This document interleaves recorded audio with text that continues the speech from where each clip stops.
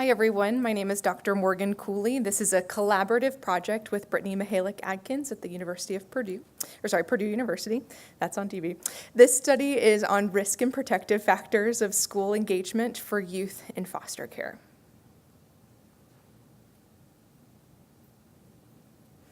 The objectives of this presentation are for you to learn about research related to foster youth and school engagement, to identify important risk and protective factors supported by research for foster youth school engagement, and then to discuss implications for research, practice, and policy for foster youth in their school engagement.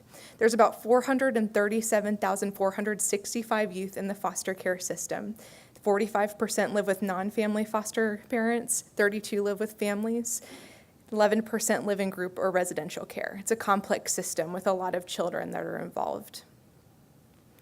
Within this system, we find that foster youth often have worse outcomes than their non-foster youth peers in terms of their development, their ability to engage in school activities and homework and other things, their educational attainment, having a stable home and school environment, which ultimately impacts their transition into adulthood.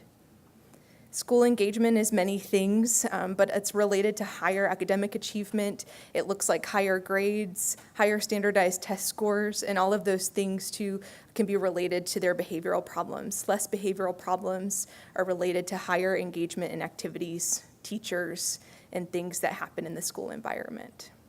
Important risk factors that this study focused on were internalizing and externalizing behaviors.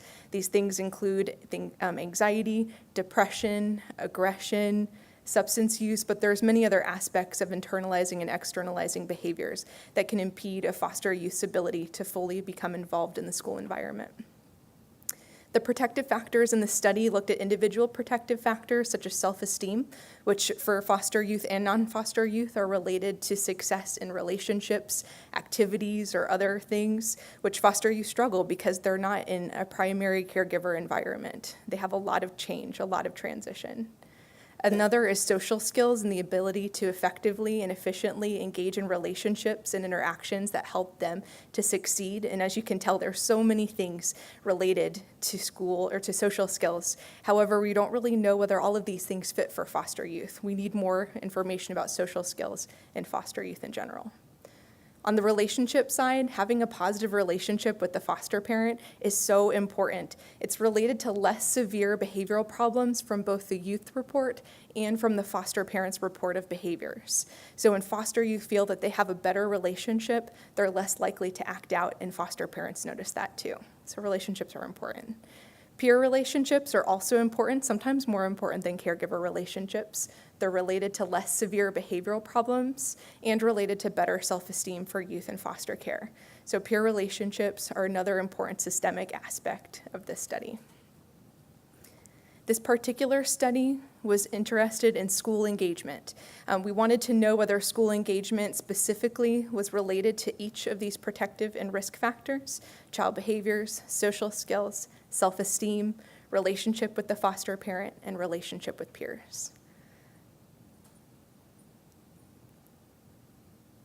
The secondary purpose of this study was to examine first whether school engagement was related to child behaviors, and then to examine what variables explain why school engagement is related to lower behavioral problems. So to start to identify what things come in between school engagement and child behaviors, because not everything can be explained by child or by school engagement.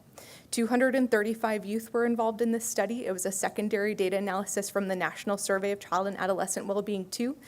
We used a mediation analysis to see if these variables explained why school engagement was related to child behaviors, and then we also used measures that were reliable and valid.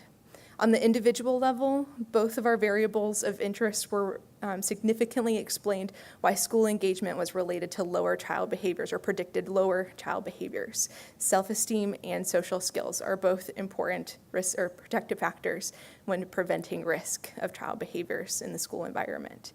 For relational protective factors, we found that both the relationship with the foster parent and the relationship with the peers explained why there was a significant relationship between school engagement and child behaviors. So essentially, these things help to explain what we can also do to support better school engagement. What does this mean? Well, it means that youth who are more supported and who are more likely to be doing well. We might know that, but it really means that we need to continue to pay more attention to youth that are at risk. But within that, it's systemic. We need to think about creating more responsive environments within the home and the school, because that's where a lot of this takes place. Research can look at more targeted interventions. It can look at ways to improve the school environment, especially for youth in foster care.